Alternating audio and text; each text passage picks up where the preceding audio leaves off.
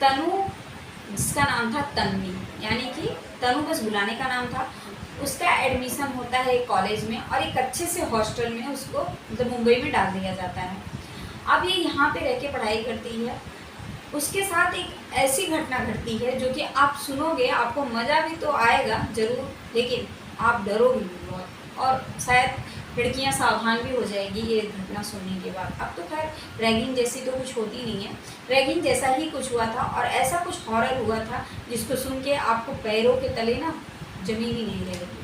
तो गाइस, मैं रीना और आप देख रहे हो स्टोरी टेलिंग नीतू। सब्सक्राइब नहीं किया है तो सब्सक्राइब कर दो। आज मैं आपके लिए ऐसी एक सच्ची घटना लेके आ गई हूँ जो कि तनु के साथ घटी थी, जो कि एक बहुत ही अच्छी लड़की थी, एक अच्छे फैमिली से बिलोंग करती थी, और ये लोग नासिक के बेसिकली रहने वाले नासिक के थे।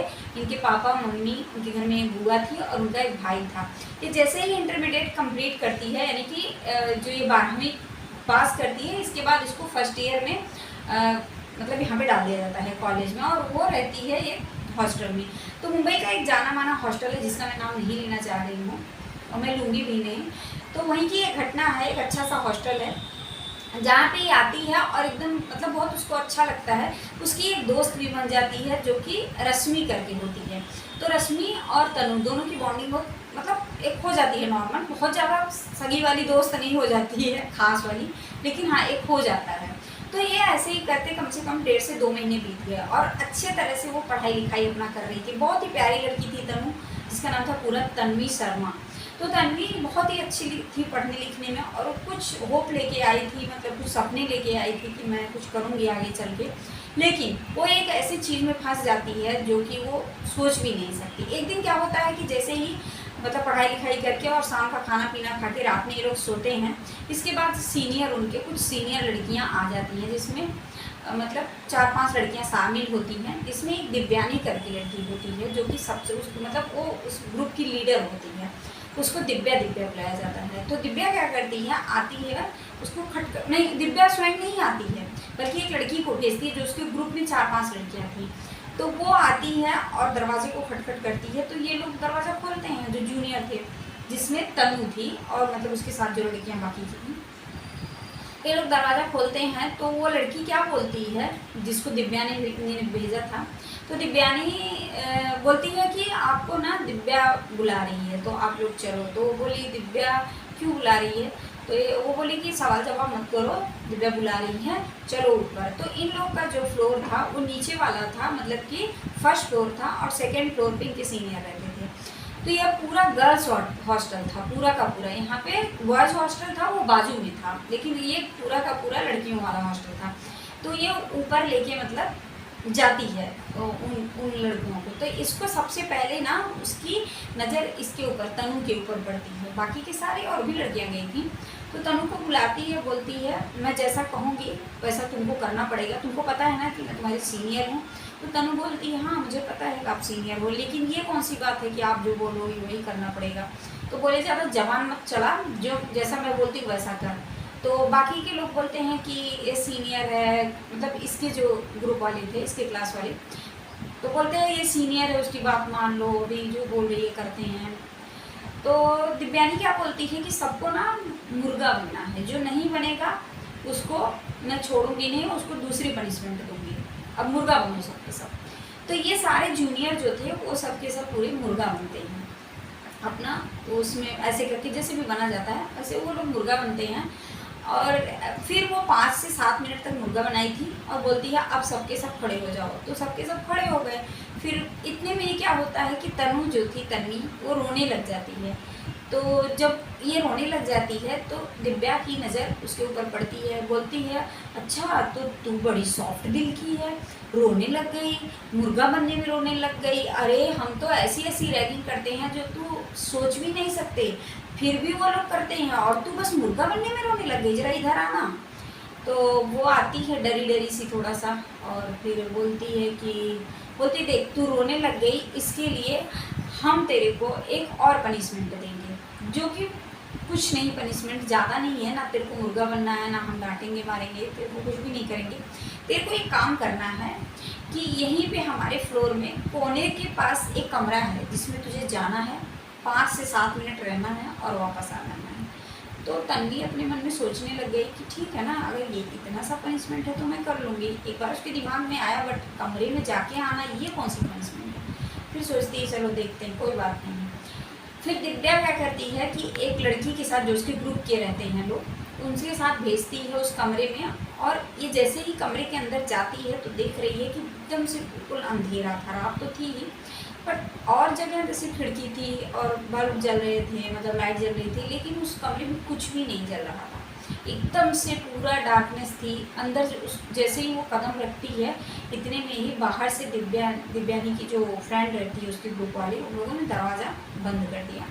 अब ये सोच रही है कि ये तो मेरी पनिशमेंट है, इसमें मुझे 5 से 7 मिनट रहने हैं। अब ये बेचारी मतलब सोच रही है कि अभी 1 मिनट बीते, 2 मिनट बीते, और जब वो देख रही है ना तो पूरा डार्कनेस, मतलब कमरे में कुछ भी नहीं दिख रहा है। सिर्फ एक बेड है पुराना सा पड़ा, और एक कुछ अलमारी टाइप का था जिसमें बुक वुक रखी जाती है लकड़ी की, और बाकी एक पंखा था, और कुछ ऐसा नहीं था। बिल्कुल एकदम डार्क था, मतलब गंदा गंदा सा उसका कुछ, ये तो समझ में नहीं आ रहा था, क्योंकि ना एक होल था दरवाजे का जिसकी वजह से थोड़ी थोड़ी रोशनी अंदर आ रही थी। जब वो अंदर घुसी तो जब दरवाजा उस मतलब खोला गया तो बाहर की रोशनी से दरवाज़ा दिखा, अंदर दिखा कमरा कि मतलब कैसा है। फिर तुरंत बंद कर दिया गया तो पूरा अंधेरा हो गया।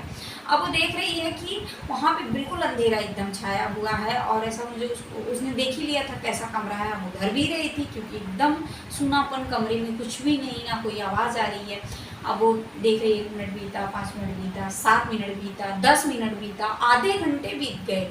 अब वो रो रही है, चिल्ला रही है जब आधे घंटे बीत गए कि दरवाज़ा खोलो, खटखट कर रही है, पैर से मार रही है, कोई सुन ही नहीं रहा है, कोई दरवाज़ा ही नहीं खोल रहा। ऐसा हुआ कि वहीं पे रोते रोते वो बच्ची बैठ गई। पूरी रात किसी ने दरवाज़ा नहीं। दिव्या की वो दोस्त जाके दरवाज़ा खोलती है, तब ये रोते रोते बाहर आती है। बहुत बुरा हाल हो चुका था उसकी, एकदम से वो मतलब बोलते हैं ना एकदम जैसे टूट गए हो, सपने टूट गए हों, क्योंकि उसे क्या पता था ये सब होने वाला है। वो अपने मन में यही सोच रही थी, साला इससे अच्छा तो स्कूल ही था, कम से कम ये सब तो नहीं हो रहा था, मैं क्यों आई। इतनी वो खुश थी आज 1.5-2 महीने से, और अचानक इतनी दुखी हो गई। वो बाहर जब निकलती है तो दिव्या के पास उसको लाया जाता है। दिव्या बोलती है क्या बेटा मज़ा आया अंदर, तो वो रो के कुछ बोली नहीं और चली गई। फिर नहाई धोई अपना नाश्ता पानी करके फिर कॉलेज गई होगी। लेकिन क्या होता है कि ये चीज़ वो भूल नहीं पा रही थी, बिल्कुल एकदम से ना परेशान हो गई थी बहुत ज़्यादा, सब रोती रहती थी बार बार बार बार। ऐसे ही चलता गया। एक दिन क्या होता है, वो पता भी कर रही थी कि आखिर जो कमरे में था कि क्यों कमरा बंद है ऐसा, लेकिन कोई कुछ नहीं बता रहा था। सब दिव्या से कहीं ना कहीं थोड़ा डरते भी थे। बोलते हैं ना सीनियर है, रैगिंग करते हैं। रैगिंग तो बड़ा चलता था पहले, अभी तो शायद नहीं चलता है। तो क्या होता है, एक दिन ऐसे ही था कि कुछ 5-6 दिन बीते हुए थे, अभी भी ये डरी हुई है, और वो रैगिंग उनकी चालू है। बुलाते हैं डेली, तो बुलाती है मतलब रात के टाइम 10-10:30 बजे बुलाएगी, बच्चियों को परेशान करेगी, मुर्गा बनाएगी, कभी इधर कुछ करेगी, कुछ भी जो उसकी मर्जी वो करवाती रहती थी। तो क्या होता, वो बहुत परेशान हो गई थी, बहुत ज़्यादा परेशान हो गई थी तन्वी। एक दिन ऐसे ही था कि कुछ दिनों से उसको पता चला कि 1-2 दिन से पता नहीं कहाँ दिव्या गायब हो गई है। उसका फ़ोन ट्राई जब करा जा रहा है तो फ़ोन तो वहीं कमरे में था, और मतलब उसका पता ही नहीं चल रहा है। एक दिन पूरा बीत गया, दूसरे दिन बीत गए, और सब लोग बोल रहे मतलब आखिर मतलब दिव्या जैसी एक कड़क लड़की, जो बोलते हैं ना बहुत ज़्यादा स्ट्रॉन्ग थी, बहुत सबको डराना ये करना ये सब उसके अंदर था, वो कहाँ जा सकती है, और फ़ोन छोड़ के कहाँ जा सकती है। लेकिन वो कहीं भी नहीं मिली। एक दिन मतलब जब तीसरा दिन बीता तो एक दिन बहुत ज़्यादा आवाज़ आ रही थी उसी कमरे से, और एकदम से पूरा चिल्लाना पीटना ये सब था। तो बहुत ज़्यादा आवाज़ आ रही थी उस कमरे से।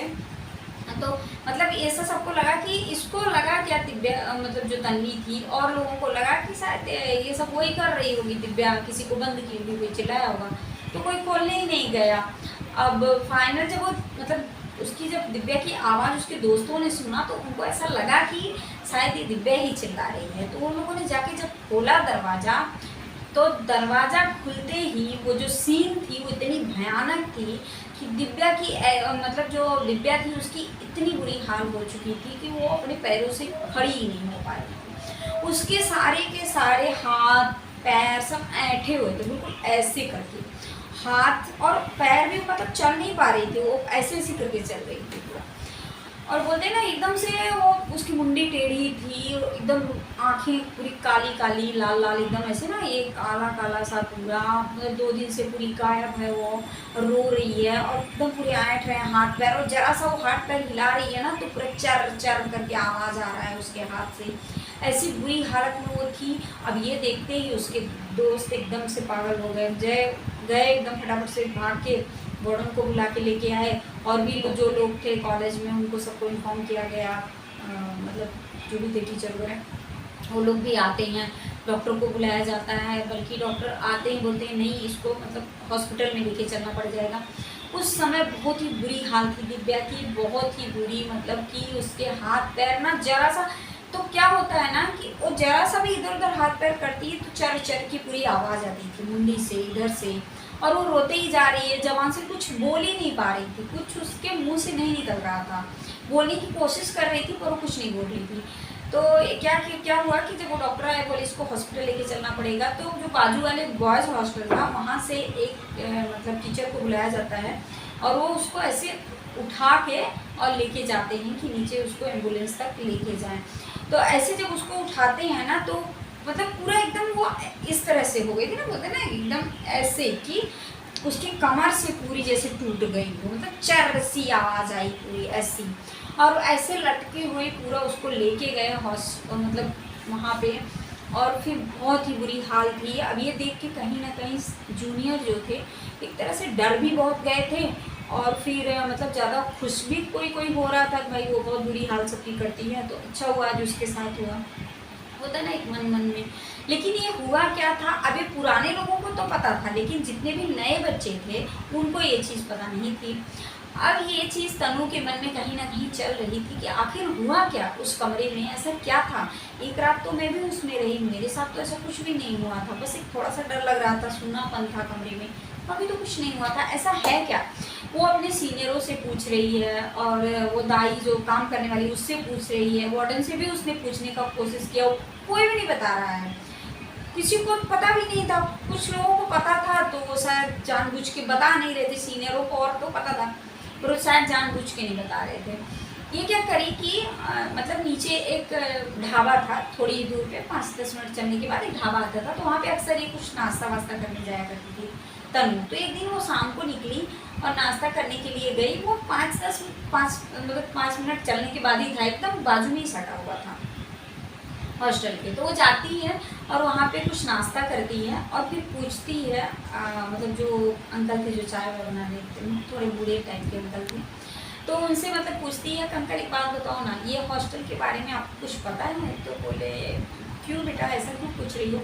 तो उसने बोला नहीं कुछ ऐसा हुआ है जिसकी वजह से मैं पूछ रही हूँ, आपको कुछ पता है क्या। तो बोले हाँ बेटा मुझे तो सब कुछ पता है, क्योंकि मेरी दुकान बहुत दिनों से यहाँ पे है, तो मुझे तो बहुत कुछ पता है, और बच्चों को लगभग मैं सबको पहचानता भी हूँ जो पुराने बच्चे हैं। तो उसने सारी हिस्ट्री बता दी, बोली अंकल ऐसा ऐसा हुआ था, और मतलब जो भी था पूरा डिटेल्स में उसने बता दिया। तो अंकल बोले कि तो बोले इसका अंकल मुझे रीज़न बताओ, उस कमरे में है क्या, क्योंकि जो लड़की मुझे बंद की वहाँ पे उसकी बहुत बुरी हाल हो गई, मैं थी मेरे साथ तो कुछ भी नहीं हुआ, बट हुआ क्या था ये बताओ, और वो कमरा क्यों ऐसे मतलब उसको मना किया जाता वहाँ पे मत जाओ, छोड़ा रहता वहाँ पे। तो उन्होंने क्या बताया कि उस कमरे में एक राजस्थान से एक लड़की आई जो कि बहुत ही बढ़िया थी, पढ़ने लिखने में बहुत सीधी सादी थी, अच्छे फैमिली से बिलोंग करती थी, पर वो आई जब तो उसके साथ रैगिंग हुई, और रैगिंग इतनी बुरी हाल में हुई थी कि वो बच्ची को मतलब उसके बाल काट दिए गए थे, और मतलब उसको कितनी बार लड़कियों ने मतलब उसको एकदम से चड्डियाँ तक फाड़ दी थी, मतलब ये बोला नहीं जा रहा है मुझसे, उसको बहुत बुरी तरह से जलील कर देते, मतलब रैगिंग के नाम पे उसके साथ बहुत कुछ करते थे। वो उस चीज़ को कहीं ना कहीं बर्दाश्त नहीं कर पाई थी, और पढ़ाई इतनी इफेक्ट हो गई थी, उसके नंबर भी अच्छे नहीं आए, तो उसको बहुत ज़्यादा मतलब हुआ ना कि वो एकदम लज्जित हो गई थी पूरी तरह से, और उसको नहीं सहा गया, तो उसी कमरे में उसने खुद को अपनी आत्महत्या कर ली थी, यानी कि फांसी लगा दिया था पंखे से उसी कमरे में। तब से ही वो कमरा बिल्कुल बंद था, उसमें कोई नहीं जाता था, उसमें आवाज़ें आती थी जोर जोर से चीखने की और रोने की और तड़पने की कि मतलब जो भी था उसके मन के अंदर, वो कहीं ना कहीं वो आत्मा ऐसा कर रही थी उस बच्ची की। जो जिसके साथ ये हुआ था। ये जब वो सुनती है तब उसको एक क्लिक होता है, अच्छा तो ये बात है, उसके साथ रैगिंग हुई थी उस बच्ची के साथ, इसलिए शायद उसने मुझे परेशान नहीं किया और उस दिव्या को परेशान किया, क्योंकि दिव्या उन्हीं बच्चों में से थी जो रैगिंग किया करते थे। तो वो जो बच्ची मर चुकी थी उसको तो उनसे ऐसे बच्चों से ही कहीं ना कहीं मतलब चिढ़ थी, नफरत थी, क्योंकि उसके साथ इतना गलत जो हुआ था। और ये बच्ची क्योंकि ये खुद एक रैगिंग का शिकार थी, तो वो कहीं ना कहीं उस चीज़ का हेल्प कर रही थी। जब ये रात भर वहाँ पे रही थी तो उसको ऐसा लग रहा था कि मेरे आजू बाजू कोई है, मेरे पास कोई है, पर वो जैसे ऐसा है जैसे कि वो मतलब मेरे साथ सिर्फ है, मुझे वो ना एक बोलते हैं कि मतलब मेरे हेल्प के नज़र से है कि मैं तेरे साथ हूँ, ऐसा उसको फील होता था। उसको डर नहीं लग रही थी उस समय जब उसको बंद किया गया था, दिव्या ने जब बंद किया था। तो सेम ये चीज़ थी, तो उसको समझ में आ गई बात कि अच्छा क्यों है ऐसा। इसके बाद दिव्या को जब लास्ट दिन उस दिन मतलब हॉस्पिटल में जब उसको ले जाया गया, दिव्या ने बस थोड़ा इतना ही बोला था कि उस लड़की ने मेरी यही हाल किया जिसने वहाँ पे सुसाइड किया था, उसने मेरा ये हाल किया। इसके बाद से दिव्या हॉस्पिटल में गई, दिव्या हॉस्पिटल से कभी भी उस हॉस्टल में आई ही नहीं, उसका अता पता ही नहीं चला। उसके जो सामान थे उसको पेरेंट्स के पास पहुंचा दिए गए, पता नहीं वो जिंदा भी रही या मर गई, क्या हुआ और कुछ भी पता नहीं चला। लेकिन तन्वी वहाँ पे 3 साल पूरे 3 साल अच्छी तरह से पढ़ती है और खुशी खुशी वो रहती है, ना कभी डरती है, ना ही किसी और को वो बच्ची डराती है जिसने आत्महत्या की थी। मतलब ऐसे लोगों को कभी भी कुछ नहीं कि वो बिल्कुल उस कमरे में भी बिंदास जाती थी, कभी कोई ज़रूरत पड़ती थी कि चलो यार जो भी है, मतलब बिल्कुल डरी नहीं, अच्छे से मिलजुल के रही। 3 साल उसका बीता, वो वहाँ से आई और अब कहीं और पढ़ाई कर रही है। तो कैसी थी हमारी आज की स्टोरी, हमें कमेंट करके ज़रूर बताना, आपको ज़रूर पसंद आई होगी। नेक्स्ट वीडियो में मिलती हूँ एक ऐसी सच्ची घटना के साथ, तब तक के लिए हरे कृष्णा, राधे राधे, जय जय श्री।